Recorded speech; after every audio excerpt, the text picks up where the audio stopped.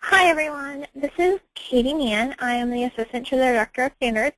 With me tonight is Sarah Geik, who's the Supervisor of Chapter Finance, and this is the Working Together BPS and Treasurer webinar. We decided to put this together to just show how the Treasurer and the Standards Committee can work together to resolve financial issues within your chapter. To go over the agenda for what we're going to talk about, we're going to discuss the delinquent bill rule, the referral to the Standards Committee, and the steps that the Standards Committee can take. We're going to cover pursuing a former member through the collection agency, members on associate status, and prorating fees.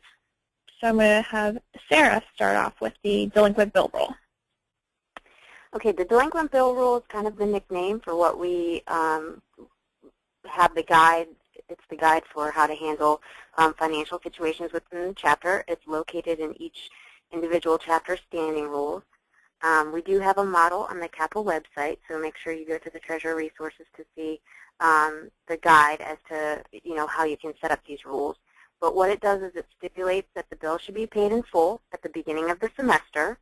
It's not kind of across the board that anybody should have a payment plan.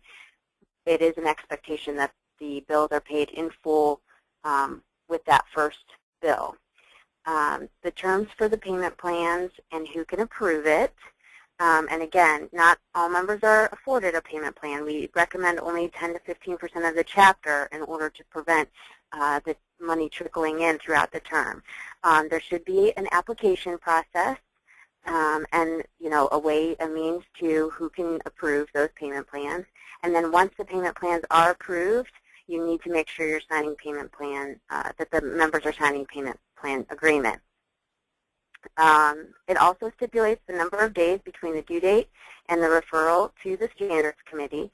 In between there, you might have a few days where there can be a gentle reminder to the member that, hey, the bills were due and you still haven't made your payment. And of course, we have that major change of the reduction in the grace period. So now there's 5 days grace period to make a payment before the bill highway late fee, 3% late fee, will be applied to the member's account. So we're hopeful that that will also get members making their payments much more quickly. And then, of course, we have the consequences for non-payment. Those can be anything: social probation, loss of voting privileges, removal from their chapter office if that particular member is holding that office at the time, and then ultimately removal or loss of membership completely. So again, there's a whole lot of information on paper for these chapter standing rules, but what good is any of these rules if our chapters aren't actually following them or enforcing them? That would be pretty worthless for the chapter. We want to make sure that we give these standing rules meaning and life, and in order to do that, they have to be enforced. It's a very difficult conversation to have with members regarding finances, personal finances. There's a lot of difficult situations out there. So I do recommend, and I find it best, that you focus on the members who are paying their bill versus getting too wrapped up in some of the stories and the situations of the members who aren't paying their bill, because really, how fair is it to the members that are paying their bill?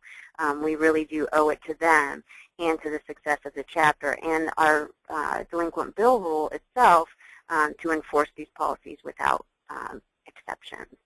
So I'm going to turn it back to Katie for discussion on referral to Standards Committee.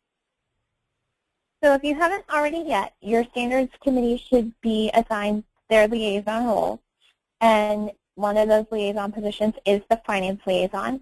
So the treasurer would provide a list of any delinquent members to this finance liaison after the time period in your delinquent bill rule has lapsed.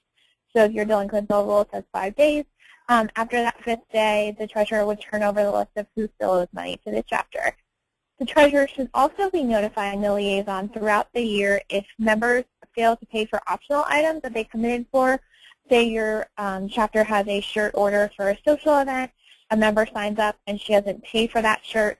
That's another reason to send her to Standards, because she did commit to making that payment and commit to buying that shirt, and she needs to be held accountable for making that payment.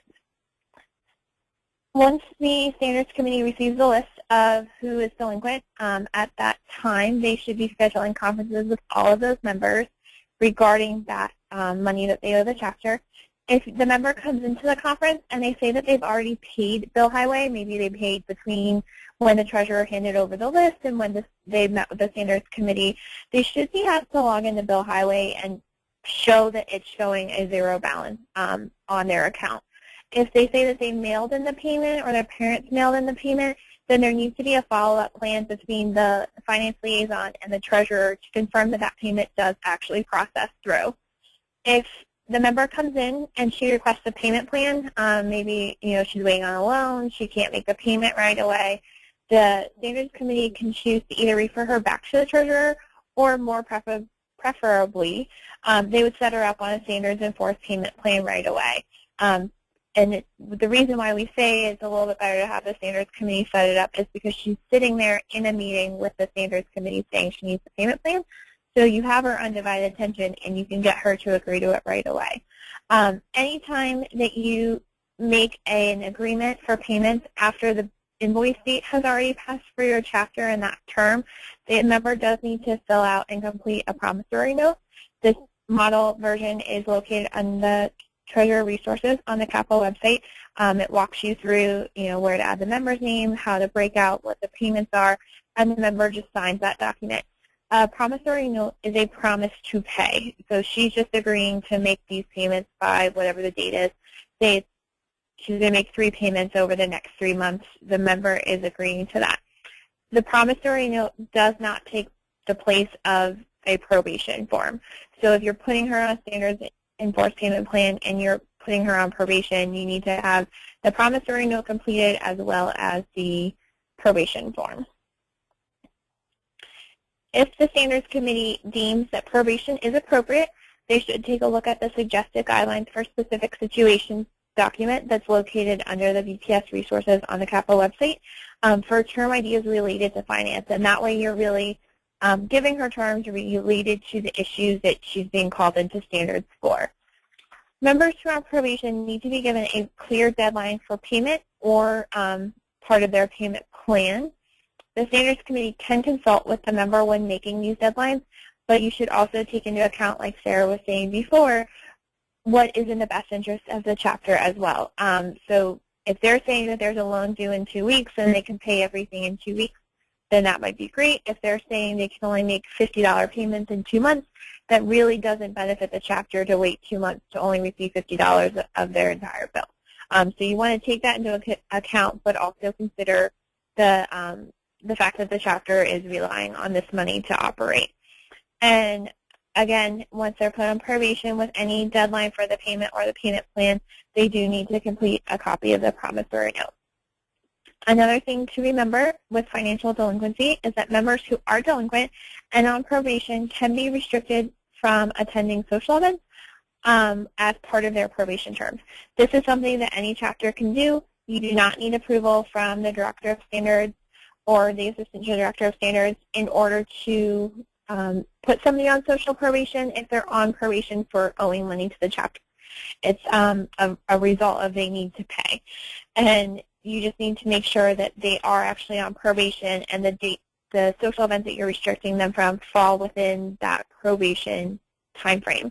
So if you call them in on a Thursday and you place them on probation on a Thursday, you can restrict them from a social event on Friday or any other socials that fall within the length of their probation, but they can't extend past the length of their probation, and they can't be in that waiting period between when the bill is due and when they actually meet with standards. It needs to fall within that actual probation time frame. If the situation is severe, if they owe a lot of money to the chapter or it's a continual issue, the Director of Standards can be consulted for potential loss of membership. If your committee, after meeting with this member, is thinking that a requested resignation might be appropriate, then before you broach that subject with the member, you do need to contact Colette and explain your position to her and the situation and get her approval before coming back to the member and asking for their resignation. Now we're going to go back to Sarah to talk about pursuing through a collection agency. Yes, you can send a member to the collection agency who would owe them chapter money, but she must no longer be a member of the chapter. That's really important. She has to either be resigned or removed, and you need to have official notification from headquarters that the resignation or the removal process has been processed and approved by fraternity council, or if the member has withdrawn from school or transferred to a different campus, or if she's graduated. So any one of those options will need to be finalized in order for the collection agency process to be utilized. The member cannot be active in any way. So even if she's technically active on your roster but just not attending events and kind of comes into that MIA status where she's just not attending but she's still technically on your roster, you cannot send her to a collection agency until her membership has been finalized. And then the Vice President of Standards has to speak with the Director of Standards for approval for the collection agency process before she can actually start that process in motion. And that's, again, just to make sure that the member is no longer active.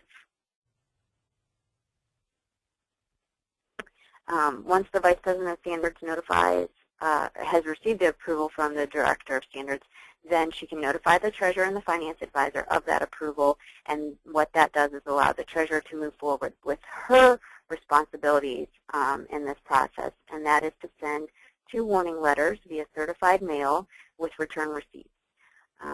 And what the Treasurer will do is wait 30 days between sending those letters. So the first letter will go out. There are samples on the CAPA website of these warning letters. The first letter will go out, and it will stand for 30 days.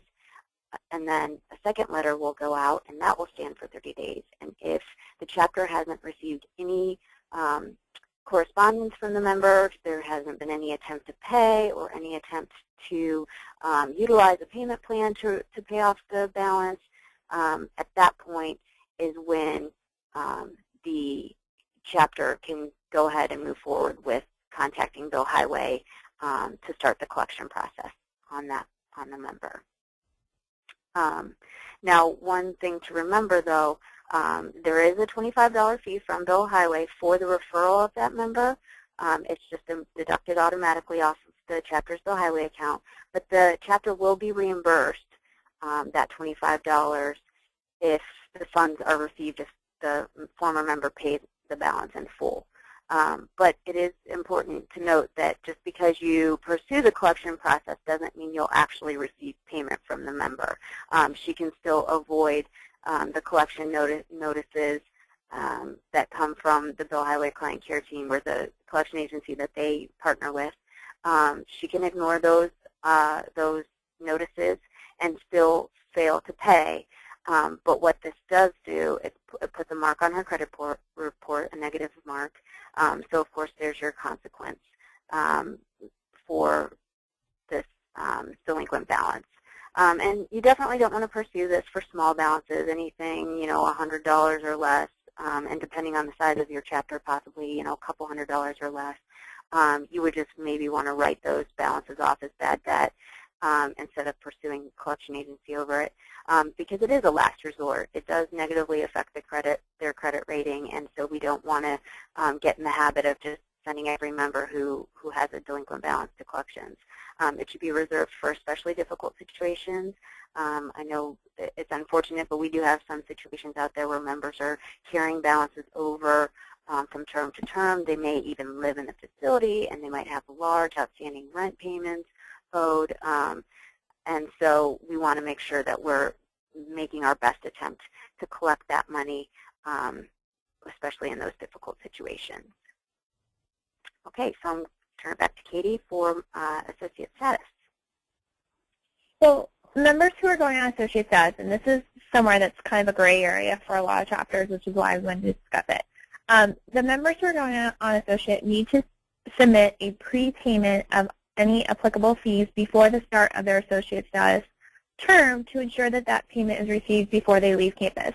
We really see this more of an issue for those members who are applying in the spring going into the fall term, because they are expected to pay that per capita fee every year to headquarters, even if they're on associate membership status. So the treasurers would not be billing the members for these fees in the spring, but the members should be going in and making an $87 payment, which is the current cost of the per capita fee, and then they will be making that payment so that when the bills come out in the fall, it cancels out and shows a zero balance. So there would be a credit on their account for that per capita fee expense for the end of the spring term into the fall term. And they should be doing that as they're filling out their associate membership applications before they're going to the province director for approval, just to make sure that that money is in that account and that the chapter is not fronting that money for them until they come back in the fall. It is important to know that members who are on associate status do not fall under the purview of the Standards Committee. So if you are trying to meet with a member because she didn't make that payment, or you're having some issues with her, there really isn't anything the Standards Committee can do. She's not an active member of your chapter for that term, and they can't meet with them. And a lot of times it's hard to get in touch with them, especially if these women are going abroad, and they might be in an area with not a lot of internet reception, or you're dealing with time changes. It's just too difficult to try and track them down while they're on associate status. If you have an issue with a member who's on associate status, aside from the finance issue, if there's a conduct reason that you're being concerned of, a social media issue, you can certainly bring those concerns to the attention of the Director of Standards. She does oversee any member who is on associate status. And sometimes we've seen in the past that certain members' behavior while they're on associate status isn't falling in line with our expectations of our membership and what we're asking them to kind of hold up themselves to, the whole wearing your letters 24/7. So the Director of Standards can reach out to any member on associate status and kind of explain what they're seeing and ask them to remember that they're representing CAPA and to kind of fall a little bit back in line with what we expect our members to do. So there is that option. If you're hearing things or you're seeing things from a member on associate status that your Standards Committee is concerned about, you can certainly reach out to Colette to discuss those concerns. Now we're going to go back over to Sarah to discuss prorating fees. Okay, so occasionally you have the situation where a member or a new member will resign or drop throughout any time frame within the term.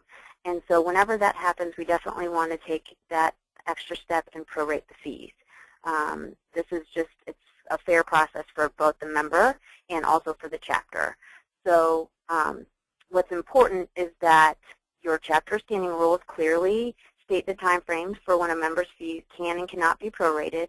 So, for example, if a member comes back to to school for the spring term and the billing already goes out and she drops very quickly, resigns very quickly into the new term, she hasn't attended any events, and there haven't really even been any events to attend, the chapter may choose to completely void her invoice, versus a member who is active on the roster for 3/4 of the term, whether or not she's participated but has been an active member, then her prorate is going to be much different. And it's going to consist of a larger amount of the fees.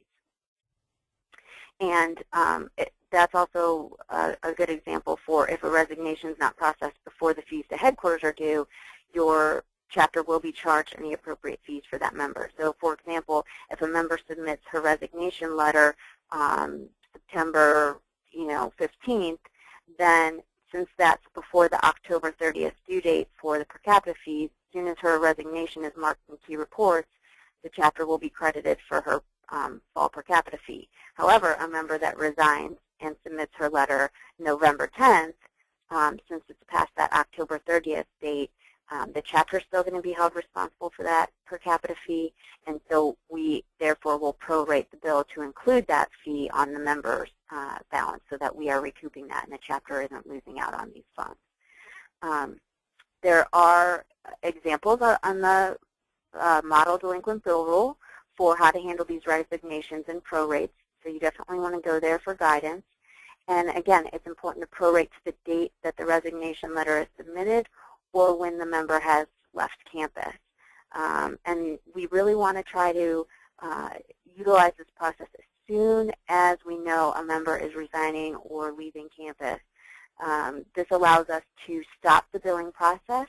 Otherwise, this can be a real gray area for the treasurer. If we have a member who's not attending events but hasn't, resigned, hasn't submitted her letter, we haven't, tried to get her to submit it or pursue loss of membership, then the treasurer just feels like every term she's still active on the roster, I'll keep billing her, and it can create a very complicated situation as far as billing goes.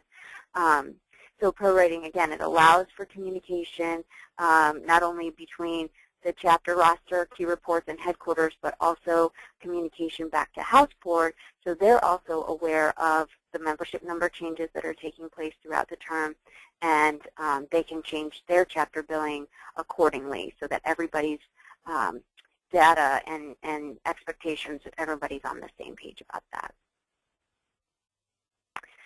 Okay, if you have any questions at all, here's our contact information. The chapter finance team at headquarters, you can email us, cfinance@kkg.org, or of course you see Katie's contact information there. Feel free to also reach out to your PDC if you have a situation that you feel is very specific to your chapter, and they will be happy to guide you through those situations to come up with a resolution for you. So, thank you for watching.